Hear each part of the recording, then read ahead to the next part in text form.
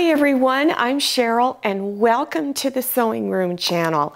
A viewer made a request that I make a chemo hat because she was going through chemotherapy and I thought, what a great idea. Now the pattern I'm using is going to be a McCalls pattern. I'll give you more information later, but almost all of the pattern books are going to have chemo hat patterns, and this one is so pretty.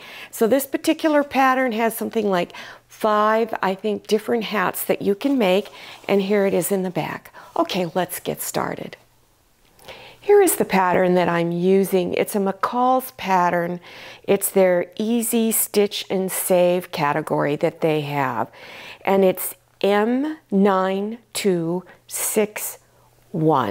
And I'm doing the hat down here, view F. On the back of the envelope, you'll find all the supplies that you need and also how much fabric you need to buy, depending on the circumference of your head and which view pattern that you selected. So the information about the circumference of your head is listed right up here. To find the circumference of your head, use a tape measure and place it around your head. On page 1 of your instruction sheets, you will see a view that looks like this. It's showing all of the pieces that are in your pattern envelope. And down here, it lists what pieces are used for view F. So you need pieces 12 and 13. Also on page 1 lists the layout on how to place your pattern pieces onto your fabric. Make sure you pay attention to those pieces. They're both placed on the fold. On page 2, we'll show you special instructions on any trimming that needs to be done or any notches that need to be cut out. Also, it states that it's a 1/2 inch seam allowance throughout the pattern unless one little step requires a different seam allowance, but on this view, it's all a 1/2 inch. The steps for putting the hat together starts on page 3. You'll see here hat number or F, and you're going to start with pleats on pattern piece number 12. For this particular step, I'm using some very plain white fabric so that you can see really well what I'm doing. The actual fabric that I'm using for the hat does have a print on it, and I noticed some of the markings don't show up enough on camera. So I've got my fabric folded, my pattern pieces placed on the fold, and you're trimming around this one edge. Now you're probably looking at this piece and a little scared because of all the markings. Not a big deal. All of these markings indicate the size. So I'm doing an extra small, so I'm looking for XS. So I'll look for those lines. I'm only going to mark the dots that are closer to the edge along here. I'm not going to bother with these up that are up higher. I found it really wasn't necessary. So what I've done is I'm going to start over here. My SX is right up here, and I'm going to fold the pattern piece back and put a dot. Then I'm going to go over and look for the next one and place a dot. And I'll continue around the entire edge, placing all the required dots. Then you're going to remove the pattern piece, leave your fabric folded, turn it over, put the pattern piece back on this side, and mark all the dots on this side of your fabric. So now you want the back side, or not so pretty side, facing up, and you're going to begin matching the dots. Now here's where my folded edge is. So I'm just going to fold my fabric back again, making sure that those little dots line up. So what I usually do is I'll just stick a pin through one side and then find the dot and stick it through on the other side.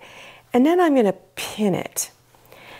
Then I'm going to go to my sewing machine and I'm going to stitch right along here about a 1/2 inch.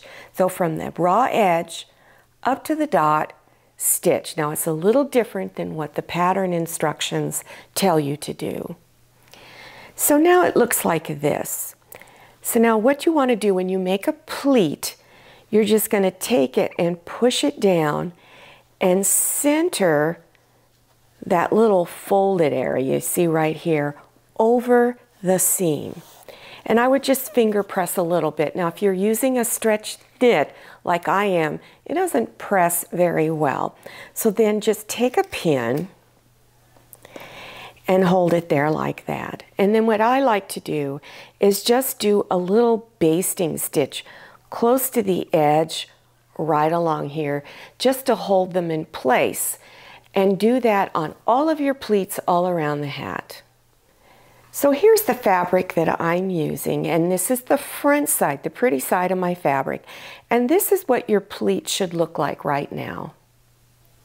This is pattern piece number 13. This is the band that goes around the hat. And this is the end that's placed on the fold of your fabric to cut it out. And it also says on this piece that you're to cut out 2. So then on your piece, once you have it cut out, you have these large circle dots right here. You want to look for your size and then put a mark on your fabric. Now remember, this is a folded piece of fabric, so you want to unfold it, place this pattern on the other half of your strip, and put a dot. Now here is my little dot that I placed. It wants you to take a pair of scissors and cut a little slit right in there, but make sure you don't go through your stitch line. In the instruction sheet, it tells you then to, between those 2 dots on each side, you're to fold it over and press a 1/2 inch. I did that one after the next step. So you can do it as it is instructed in your pattern sheet, but I found it easier to do it later.